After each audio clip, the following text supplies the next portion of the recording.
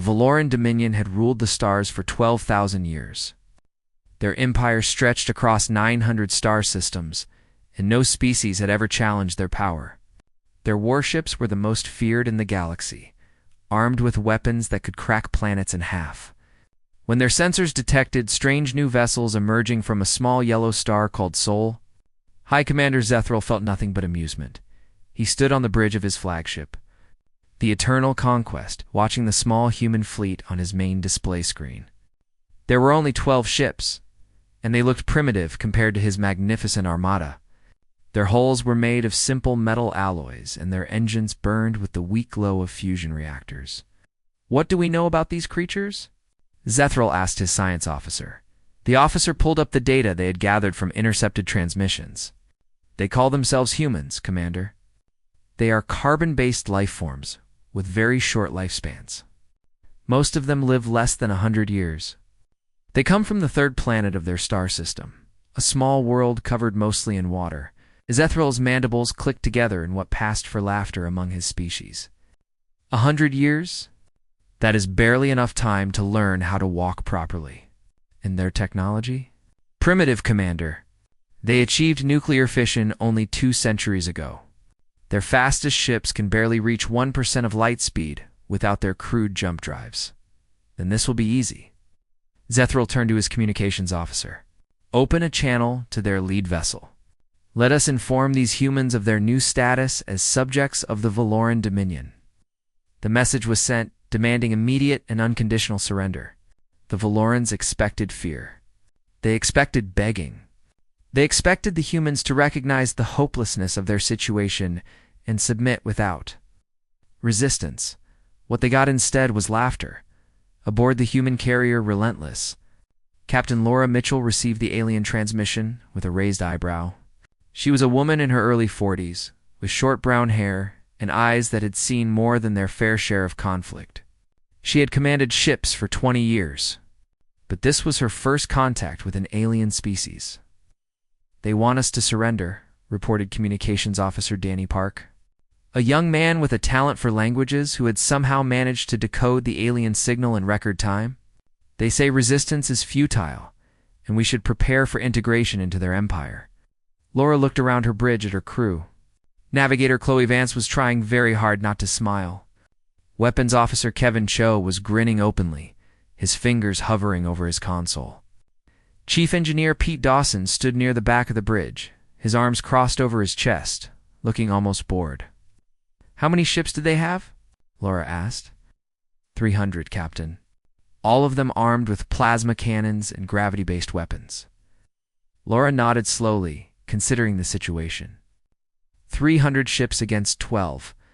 By any normal calculation, the humans should have been terrified. They should have been preparing to surrender or flee. Instead, the mood on the bridge was almost cheerful. "Send them our response," Laura said.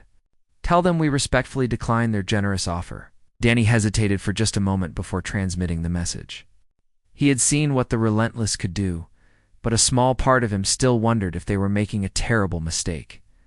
On the Eternal Conquest, Asethrel received the human refusal with disbelief. In 12,000 years, no species had ever refused a Valoran demand. It was unthinkable. It was insulting. It was something that needed to be corrected immediately and violently. "All ships," he commanded, his voice cold with anger. "Open fire. Destroy them all." 300 Valoran warships unleashed their arsenals simultaneously. Plasma bolts filled the void between the fleets, each one carrying enough energy to vaporize a small moon. Gravity missiles twisted space itself as they hurtled toward the human vessels. Coherent energy beams, invisible except for the slight distortion they caused in starlight, converged on the tiny human formation.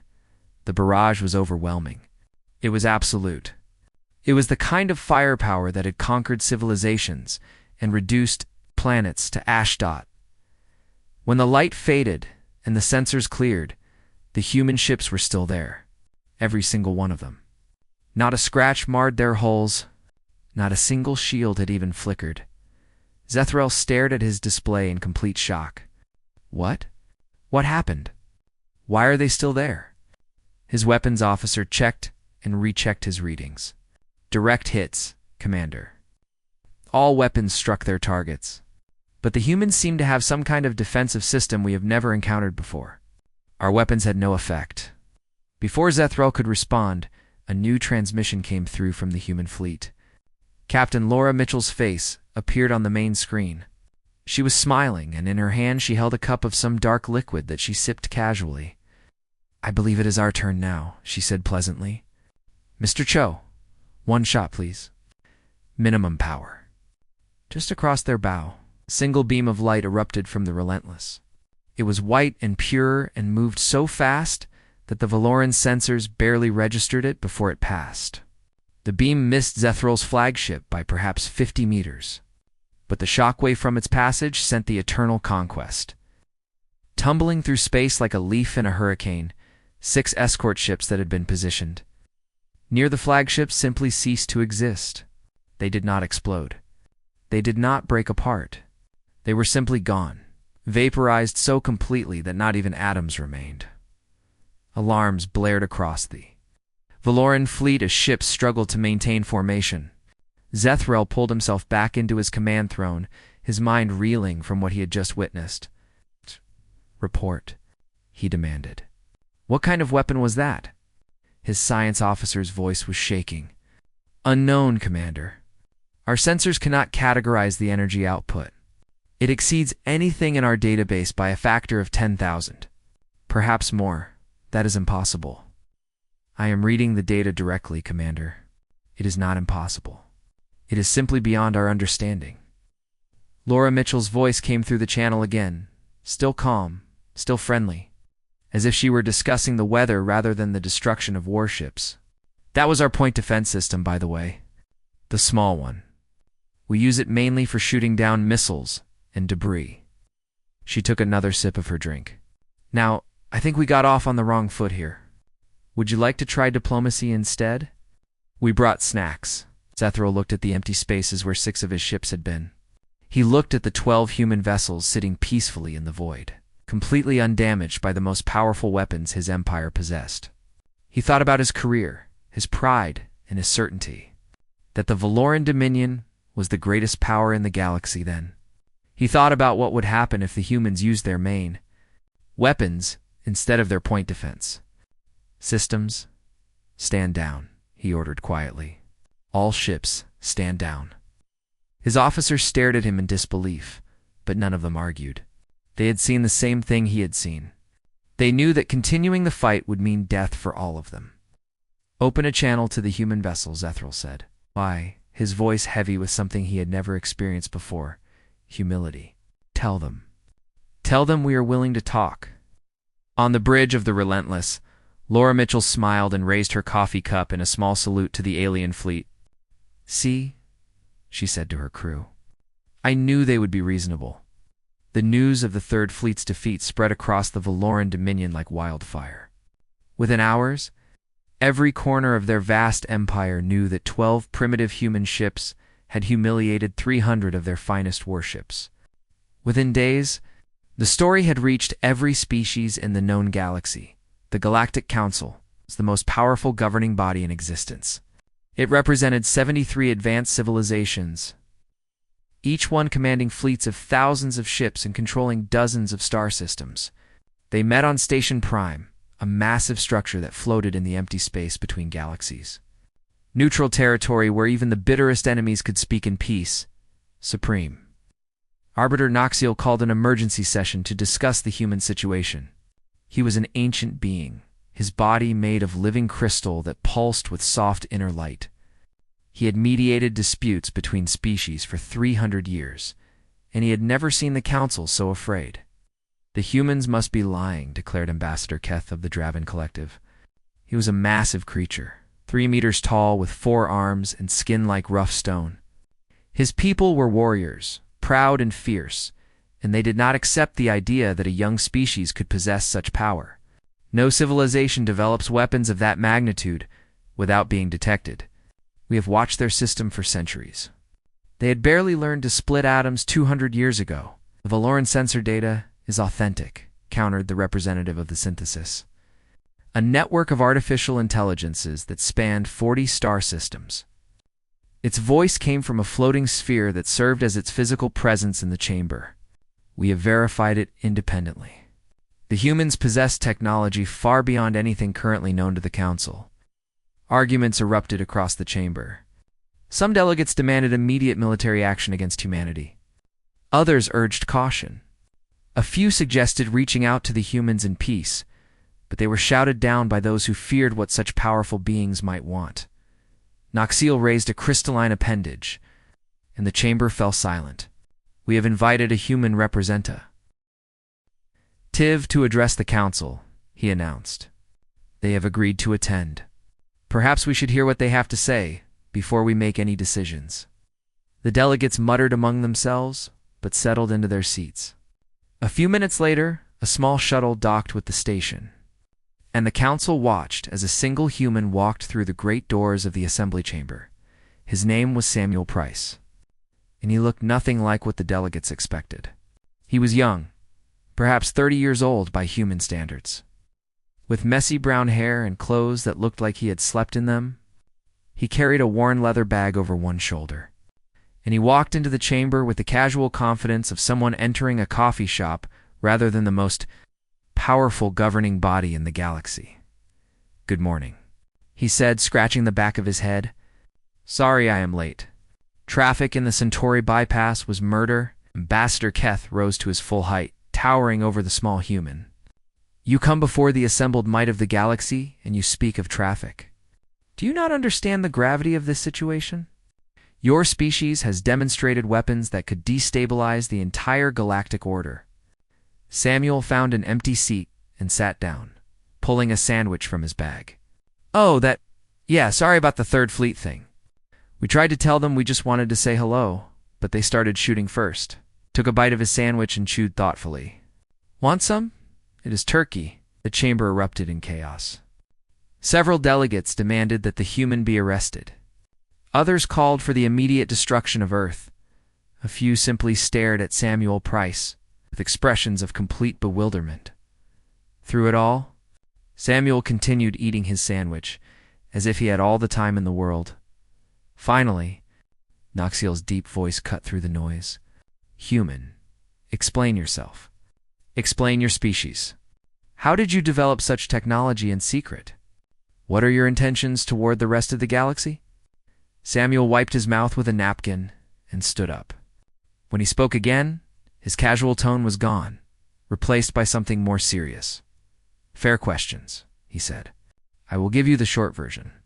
About 80 years ago, we accidentally discovered something we call subspace. Turns out the universe has a lot more layers than most species realize. Hidden dimensions, folded realities, that kind of thing. We found some interesting stuff there." He paused, looking around the chamber at the assembled representatives. "We found the remains of a civilization that existed before any of us. Before any life in this galaxy. They called themselves the Forerunners, and they left behind their entire accumulated knowledge from 1 billion years of existence." The chamber went completely silent. Even Ambassador Keth sat down, his anger forgotten in the face of this revelation. "Forerunner technology," the synthesis representative said, its voice carrying an emotion that artificial beings rarely displayed. "You found Forerunner technology. You found their library," Samuel corrected gently. "Everything they ever learned, everything they ever built, everything they ever discovered. It took us decades to translate it, even longer to understand parts of it, but we have made progress." He shrugged. "We did not mean to scare anyone. We just wanted to come out and meet the neighbors, see what is happening in the rest of the galaxy." "And the weapons?" Noxiel pressed. "Why did you build such terrible weapons if your intentions are peaceful?" Samuel's expression grew dark. "Because we learned what happened to the Forerunners. We learned why they are not around anymore, and we learned what is coming." He reached into his bag and pulled out a small device. With a few touches, he projected an image into the center of the chamber. It showed the edge of the galaxy, where stars gave way to the endless void between galaxies. And at that edge, there was something else. A wall of distorted space barely visible, stretching as far as the eye could see. "This is the barrier," Samuel explained. "The Forerunners built it 1 billion years ago. It is made of folded space-time, layers of reality wrapped around each other to create an impenetrable wall. And do you know why they built it? No one answered. No one needed to. They built it to keep something out. Something that lives in the dimensions between dimensions. Something that consumes everything it touches. Matter, energy, thought itself. The Forerunners called them the Devourers, and at the height of their power, the technology that makes ours look like stone tools, they barely managed to hold them back. They sacrificed their entire civilization to build that barrier. Samuel looked around the chamber at the frightened faces of the galactic elite. The barrier is failing. It has been failing for thousands of years, slowly breaking down, developing cracks. And we estimate that within the next few years, the Devourers are going to break through. He turned off the projection and put the device back in his bag. That is why we built the weapons. That is why we came out to meet you. Because when the barrier fails, it is not going to matter how many fleets you have or how powerful your empires are. The Devourers will consume everything unless we stop them together. The chamber was silent for a long moment. Then Ambassador Keth spoke, his voice quiet and uncertain. Why should we believe you? This could be a trick, a way to make us submit to human rule. Samuel smiled, but there was no humor in it. You do not have to believe me. Send ships to the barrier. See for yourselves what is happening. We will give you the coordinates, the sensor frequencies, everything you need to verify what I am telling you. He picked up his bag and started walking toward the exit. We are not asking for your submission. We are offering our help. Take it or leave it. He paused at the door and looked back at the assembled powers of the galaxy. But I hope you take it, because we are going to need every ship, every soldier, and every species working together if we want to survive what is coming. Then he walked out of the chamber, leaving 73 civilizations to contemplate the end of everything they had ever known.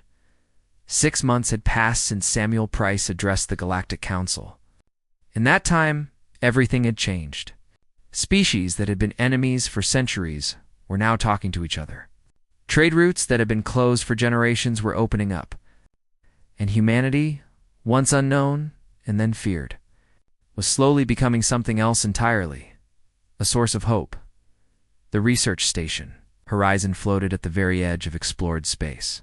Orbiting a dead star that had burned out millions of years ago, it was the most remote outpost in human territory, placed there specifically because of its proximity to the barrier that the Forerunners had built so long ago.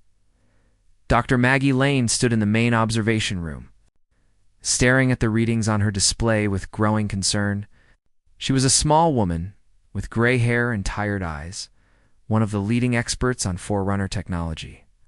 She had spent 30 years studying the ancient civilization's remnants, and what she was seeing now terrified her.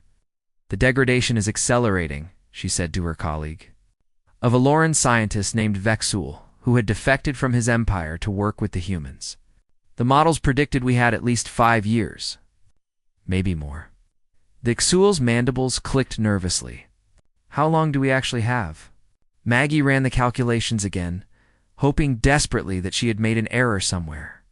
She had not. 3 years. Maybe less if the degradation continues to speed up. The barrier was failing faster than anyone had anticipated. The wall of folded space-time that had protected the galaxy for 1 billion years was developing cracks. Weak points where the fabric of reality was starting to tear. And on the other side of those cracks, something was waiting. The Forerunner records called them the Devourers, but that name did not really capture what they were. They existed in dimensions that normal matter could not perceive, feeding on energy and matter, and even thought itself. The Forerunners had described them as hunger given form. It's endless and insatiable. Maggie sent her findings to Earth immediately. The response came within hours. Accelerate all weapons production. Begin fortifying key systems throughout the galaxy. And prepare for total war. The Galactic Council received the same report, but their response was less unified. Many species still did not believe the threat was real. Ambassador Keth of the Draven Collective continued to insist that it was a human trick, a way to manipulate the galaxy into submission. Admiral Lisa Cole had been assigned as humanity's military liaison to the Council.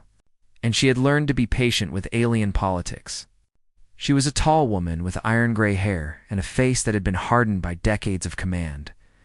When she addressed the council, her voice was calm and measured. "The sensor data is genuine," she said. "You can verify it yourselves. We have given you the coordinates and the frequencies. Send your own ships to the barrier. See what is happening with your own eyes. And if we refuse?" Keth demanded. "If we choose to oppose this human expansion, instead of following you into some imaginary war?" Lisa smiled, but there was no warmth in it. "Then you will die with the rest of us when the Devourers break through. We are not asking for your submission, Ambassador. We are offering our help. Take it or leave it." The argument might have continued for months, but the Devourers did not give them that much time. The first breach occurred 8 months later, 2 years ahead of even the worst predictions. A hole opened in the barrier near the Valoran core worlds, and something came through. The Valoran home fleet responded immediately. 1,200 warships, the finest vessels our empire possessed, converged on the breach point. High Commander Zethrel himself led the defense, determined to prove that his people could handle the threat. Without human assistance, they found a single entity waiting for them. It was impossible to describe properly because it did not exist entirely in normal space. Parts of it seemed to shift and flicker, appearing in one place and then another without moving through the space in between. Looking at it directly caused physical pain, as if the brain was trying to process something it was never designed to comprehend. The Valoran fleet opened fire with everything they had. Plasma bolts, gravity missiles, energy beams, all of the weapons that had conquered 1,000 worlds rained down on the entity in a display of overwhelming firepower. The entity did not seem to notice. It simply reached out with appendages that existed partly in normal space and partly somewhere else. And it began to feed. The battle lasted for minutes. When it ended, the entire Valoran home fleet had been reduced to atoms. 1,200 ships and nearly 1 million crew members were simply gone, consumed by a creature that was still hungry. Still growing larger as it absorbed their remains, Zethrel's escape pod tumbled through the debris field, one of only a handful of survivors. He watched in horror as the entity turned toward his homeworld, a planet that had been the center of Valoran civilization for 10,000 years. He sent a desperate transmission on every frequency he could reach. "Help us, please. Anyone who can hear this. Help us." The response came within the hour. The human Second Fleet dropped out of subspace directly between the entity and Velora Prime. 30 ships, led by the carrier Relentless under Captain Laura Mitchell, formed a defensive line in front of the planet that the Valoran fleet had failed to protect. Laura stood on her bridge, looking at the tactical display with calm, focused eyes. The entity was massive, far larger than anything they had faced in simulations. It had consumed an entire fleet and was still growing. "All ships, weapons free," she commanded. "Show this thing what we have learned." The human fleet opened fire, and the battle for Velora Prime began. Unlike the Valoran weapons, human armaments had been designed specifically to fight creatures like the Devourers. They struck at the dimensional anchors that held the entity in normal space, disrupting its ability to exist in their reality. They targeted the weak points where its different dimensional aspects connected, trying to tear it apart from the inside. The entity screamed in frequencies that drove half the sensors on the ship haywire.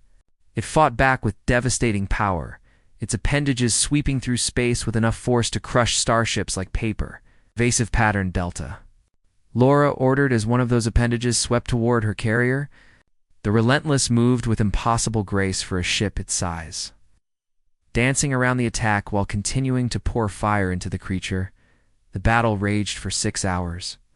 Human ships fell, burning and breaking as the entity's attacks found their marks. The destroyer Madison went down with all hands when a dimensional rift opened inside its engine room. The cruiser Dauntless lost half its crew before managing to limp away from the engagement. But the humans did not retreat. They did not surrender. They adapted their tactics, learned the creature's patterns, and slowly, inexorably, they pushed it back. On Velora Prime, billions of citizens watched the battle in the sky above their world. They saw human ships die to protect them, a species they had never met, sacrificing everything to save a people who had once tried to conquer them. When the final shot was fired, when the entity collapsed in on itself and vanished back through the breach it had created, the human fleet still held the line. They were battered and bloodied, half their ships destroyed or damaged, but they had won. Zethrel's escape pod was recovered by the Relentless an hour after the battle ended. When he was brought to the bridge, he found Captain Laura Mitchell waiting for him. Her uniform stained with coffee and her eyes red from exhaustion. "Welcome aboard," she said simply. "We saved your planet. Now let us talk about how to save the rest of the galaxy." Zethrel looked at this small, fragile human who had done what his entire fleet could not. He thought about his pride, his certainty that the Valoran Dominion was the greatest power in existence. And then he bowed his head in respect. "Thank you," he said. "Tell us what you need. We will follow." The battle above Valora Prime changed everything. Every species in the galaxy had watched as human ships fought and died to protect a world that was not their own, to save a people who had once tried to conquer them. The footage was broadcast across every network, translated into every language, discussed in every council chamber and marketplace from one end of explored space to the other. Billions of beings saw the Valoran fleet fall in minutes against the Devourer entity. They saw the human ships arrive, outnumbered and outmatched by any reasonable calculation, and they saw those same ships stand their ground, taking terrible losses while refusing to retreat, until the creature was finally destroyed. The fear that many species had felt toward humanity began to change into something else. It became respect. It became hope. High Commander Zethrel became humanity's most vocal supporter among the former skeptics. He traveled to Station Prime personally to address the Galactic Council, describing what he had witnessed with his own eyes. "I led 1,200 ships against the entity," he told the assembled delegates. "The finest vessels my empire possessed, crewed by the best soldiers in the Dominion. We lasted for minutes. 4 minutes before every one of my ships was destroyed, every member of my crew consumed." He paused, his mandibles clicking softly. The humans had 30 ships. 30. And they fought for 6 hours. They lost half their fleet, thousands of their people, and they never once considered retreat. They stayed because my world needed them. They died because my people were in danger. Ambassador Keth of the Draven Collective rose from his seat. For months, he had been the loudest voice against humanity, insisting that their power was a trick, their warnings about the Devourers a manipulation. Now his stone-like face showed something that looked almost like shame. "I was wrong," he said simply. "The humans are not our enemies. They came to save us, and we questioned their motives. They offered help, and we demanded proof. They warned us about the threat, and we called them liars."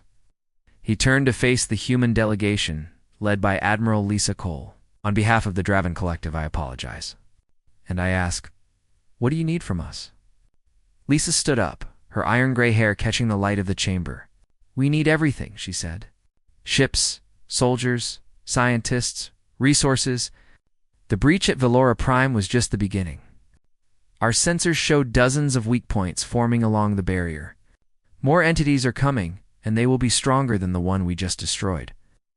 She activated a holographic display showing the galaxy, marked with red points where the barrier was failing. "We cannot fight this war alone. No single species can. But together, combining our strengths, sharing our knowledge, we have a chance." The vote was unanimous. For the first time in galactic history, every species on the Council agreed to work together. They created the combined Galactic Defense Force with humanity at its head, not because humans had conquered them, but because humans had earned the right to lead. In the months that followed, the galaxy transformed. Shipyards that had built warships to fight other species now built vessels designed to combat the Devourers.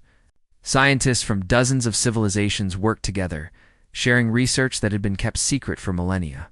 Human engineers taught Forerunner technology to anyone willing to learn. Holding nothing back, Admiral Laura Mitchell, promoted after the Battle of Valora Prime, led the combined fleet in engagement after engagement. More breaches opened across the galaxy, and more entities pushed through.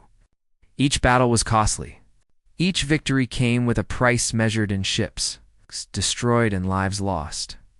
But they kept winning. The humans fought alongside Valorans, their former enemies now their most reliable allies.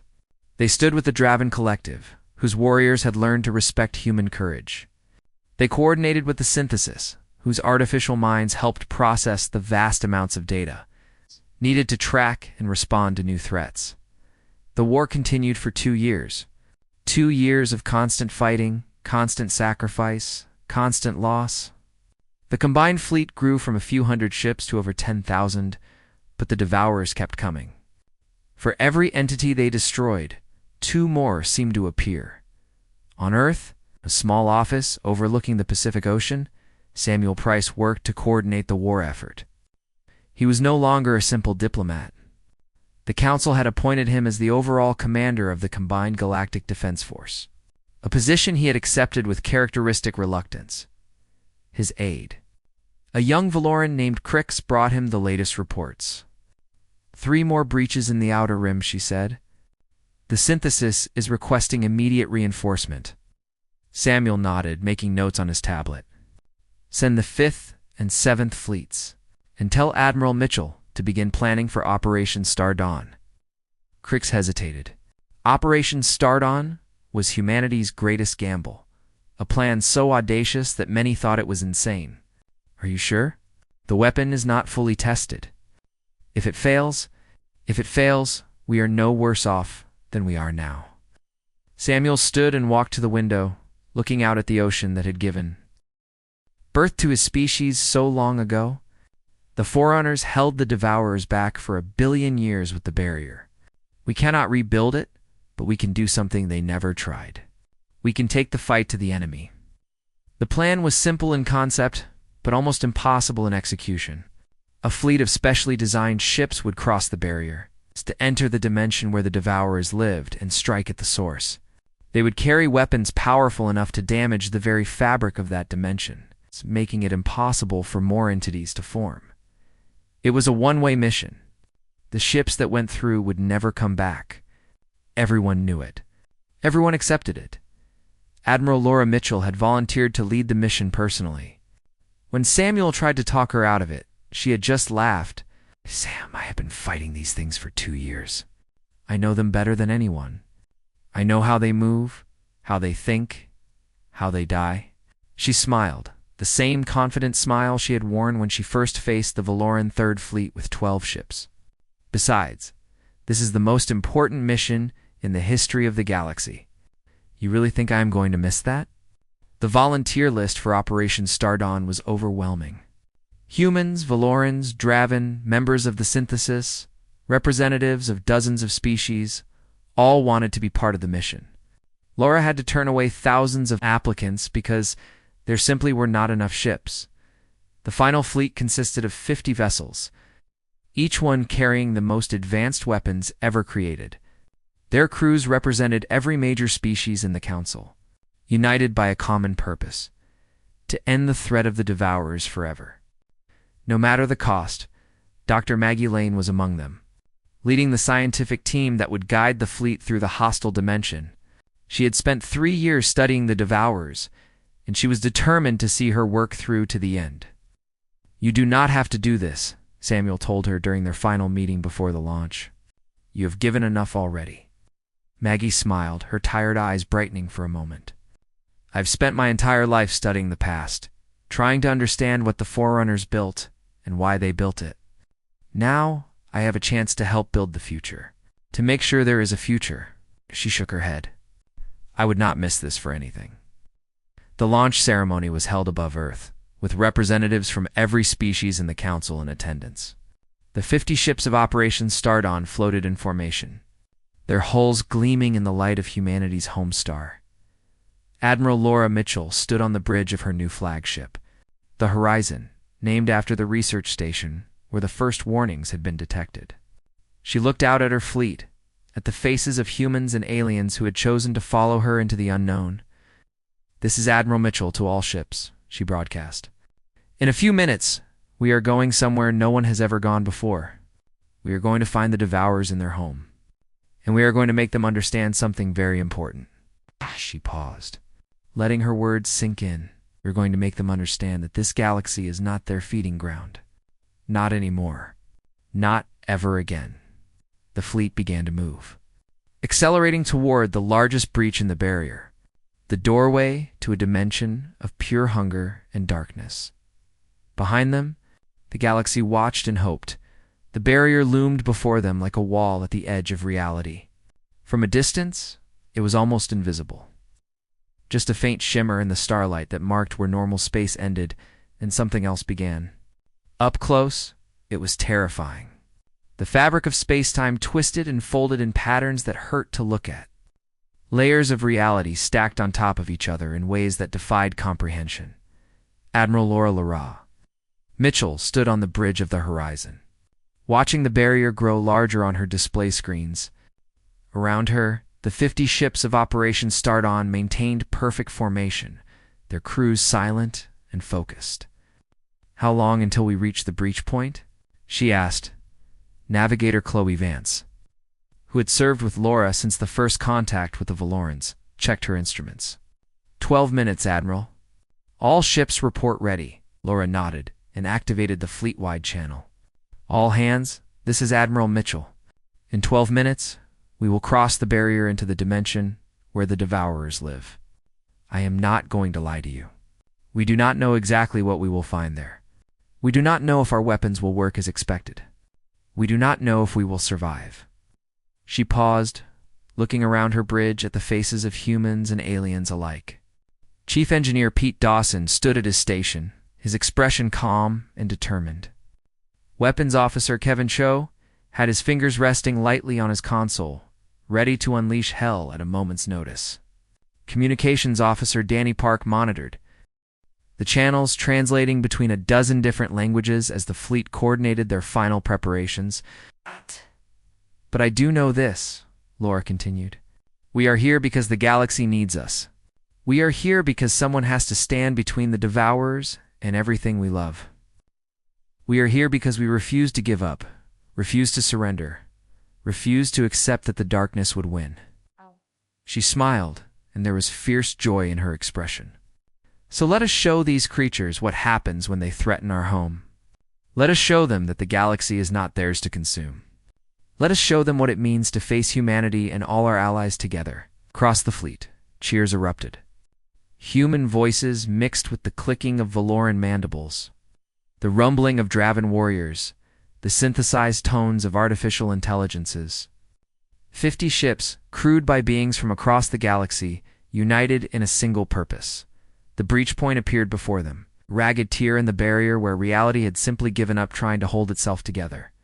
Through the gap, they could see colors that did not exist in normal space, shapes that seemed to exist in too many dimensions at once. All ships engage crossing protocols, Laura ordered. Stay in formation. Watch each other's backs. And remember why we are here. The Horizon was the first ship through the breach. The crossing was like nothing any of them had ever experienced. For a moment that might have been a second or an eternity, they existed in multiple states at once.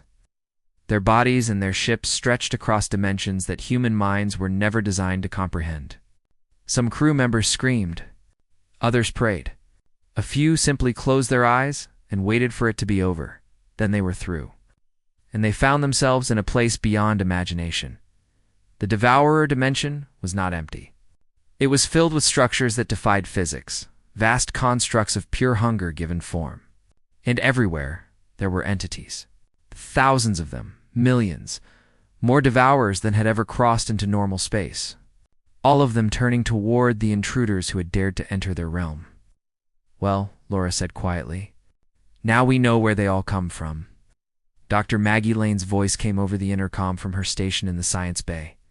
Admiral, I am detecting a central structure approximately 50,000 kilometers ahead. The energy readings are off the scale. I believe that is their source, the place where new entities are formed. Laura studied the tactical display. The central structure was surrounded by countless Devourers, and more were appearing every second, drawn by the presence of prey in their dimension. The fleet was outnumbered by a factor of thousands to one. She smiled. Then that is where we are going. All ships full speed ahead. Clear a path to the target. What followed was the most intense battle in galactic history. Human ships fought alongside Valoran destroyers and Draven battlecruisers.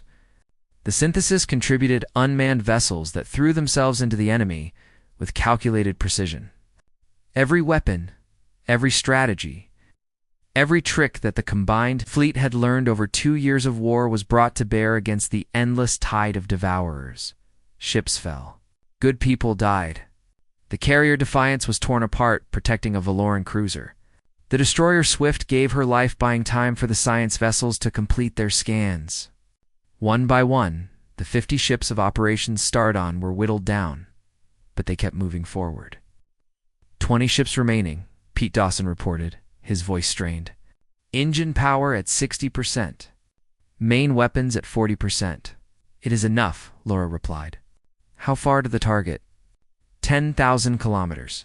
Maybe less. Laura opened a channel to the science bay. Maggie, are you ready? The weapon is charged and targeted, Maggie replied. One shot is all we need. One shot, and we collapse the entire structure.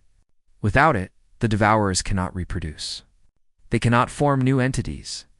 They will eventually fade away. What about the ones already in our dimension? They will be cut off from their source of power. They will weaken over time, become easier to destroy. Within a few generations, they will be gone completely, Laura nodded. A few generations of cleanup would be easy compared to what they had already faced. All ships, maximum acceleration. Get us to that target no matter what. The final push was brutal. More ships fell, their crews giving everything to buy another second, another meter of progress. The Devourers threw everything they had at the intruders, but the fleet kept coming, refusing to stop, refusing to die. The horizon reached the target zone with only 7 ships still operational. Laura looked at the massive structure before them, a thing of pure hunger and darkness that had spawned the creatures threatening to destroy everything she loved. For the galaxy, she said softly. Then louder, Maggie, fire. When ready, the weapon discharged. It was not like any conventional blast. It was a wave of pure destruction that attacked the very fabric of this twisted dimension, unraveling the structures that allowed the Devourers to exist. The central formation collapsed in on itself, its energy dissipating into nothing. Across the entire dimension, the Devourers screamed. They were not dying, not yet, but they were losing something vital, something that connected them to their source of power. Their movements became sluggish, their attacks weaker.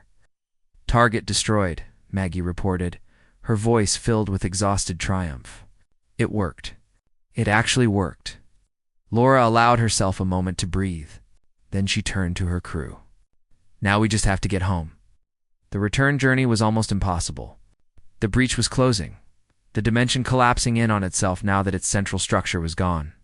The 7 surviving ships raced for the exit. Pushing their damaged engines beyond any safe limit, they lost 2 more ships in the final sprint, their crews choosing to fall behind and hold off the pursuing Devourers so the others could escape. When the horizon finally burst through the breach into normal space, only 5 ships remained. Behind them, the breach sealed itself permanently.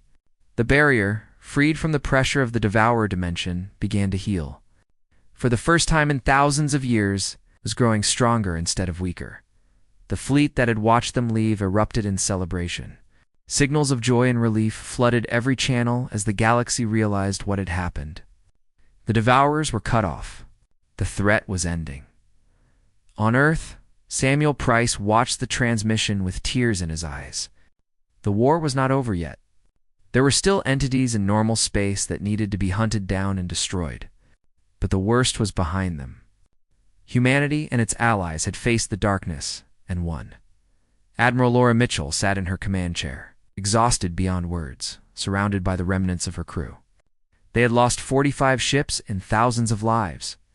But they had saved the galaxy. She thought about the journey that had brought them here.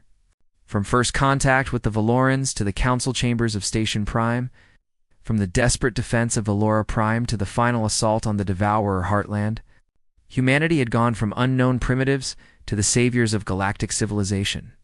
And through it all, they had never stopped laughing in the face of impossible odds.